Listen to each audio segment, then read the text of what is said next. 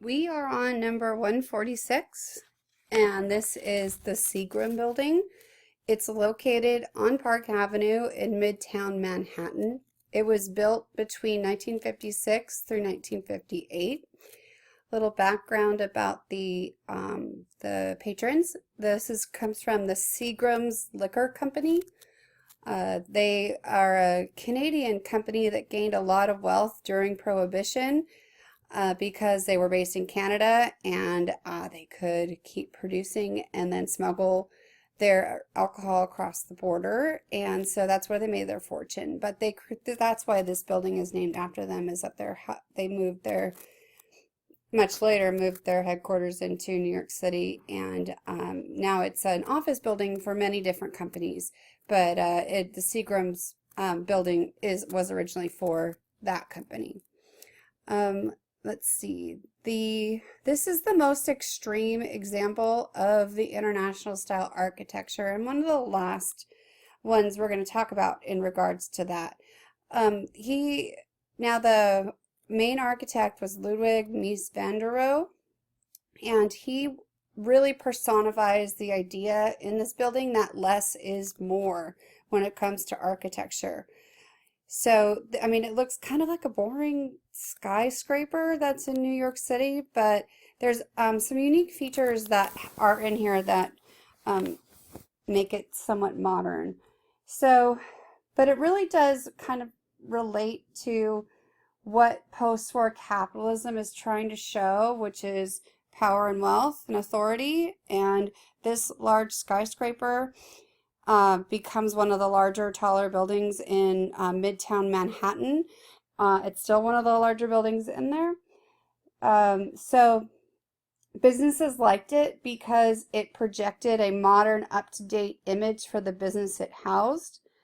It becomes synonymous with the modern corporation. By the 1960s, virtually every Western capital city had glass skyscrapers, and we did talk about that in our last section of this unit with the Carson Perry Scott building, and this one just takes it to the next level.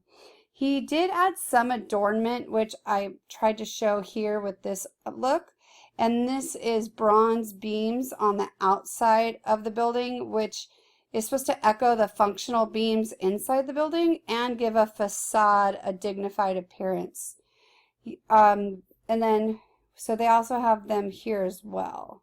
And the lobby is covered with travertine, which is a type of marble on the floors and on the walls of the elevators inside, which was a common sculptural stone in ancient Rome. So again, there are some nods to the ancient past, but no one would ever call this a connection to an ancient building. This type of building with their efficient construction methods allowed architects to pack a lot of office space onto a very small lot. In fact, the building is very thin. It only occupies half of the lot size, which leaves an area in front, which now has a fountain in there where people can walk. And so it just, again, it shows off the ability that they can have these tall steel and glass buildings without occupying too much space. This sets off the building with the open plaza. It allows it to have a flat roof. Many other buildings would have staggered roofs because of the city had a certain kind of law that set it, but it sets it off almost as a sculptural form. So this is still a occupied building in New York City, very, very busy part in Midtown Manhattan, and it's just the prototype for the modern skyscrapers. And I know that you guys have seen what the Twin Towers look like, and of course they were much taller and more, what's it called? Square, I guess you could say. But the idea of having the tallest and the best glass skyscraper had its start with the Seagram Building in Midtown Manhattan.